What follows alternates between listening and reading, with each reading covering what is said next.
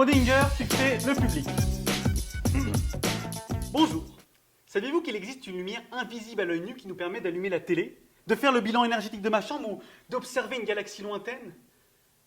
Cette lumière invisible à l'œil nu, c'est la lumière infrarouge. Pour faire simple, en physique, la lumière inclut toutes les ondes lumineuses qui vont des rayons gamma aux ondes radio.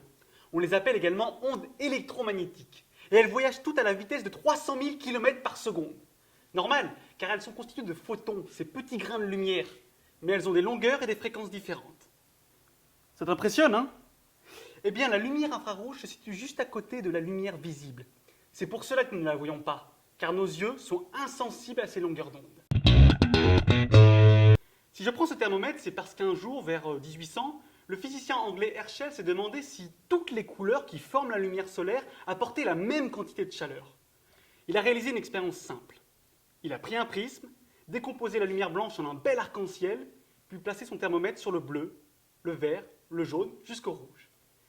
Et là, il constate que la température augmente en allant vers le rouge. Mais en poussant son thermomètre au-delà du rouge, il remarque que la température augmente aussi. Ben ça alors! Il en déduit donc qu'au-delà du rouge visible, il existe une lumière invisible qui apporte de la chaleur. Il vient de découvrir le rayonnement infrarouge. Et là, tu te demandes où je vais en venir. Lumière, chaleur, chaleur, lumière. Eh bien, à ton avis, est-ce que mon corps à 37 degrés rayonne de la lumière infrarouge? Oui. En fait, cette caméra thermique traduit en fausse couleur les nuances du rayonnement infrarouge de mon visage.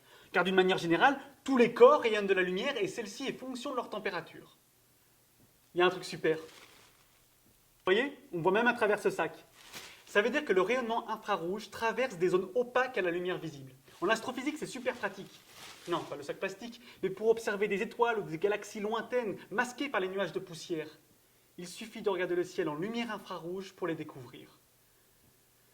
Waouh! Donc, l'infrarouge, c'est une lumière invisible à l'œil nu qui nous renseigne sur la température des corps, sauf au travers du verre qui bloque l'infrarouge. Elle a de multiples applications dans la vie quotidienne. Elle permet en astrophysique d'étudier des objets inaccessibles en lumière visible. Merci de m'avoir écouté. Bon, Schrödinger, tu as des questions ?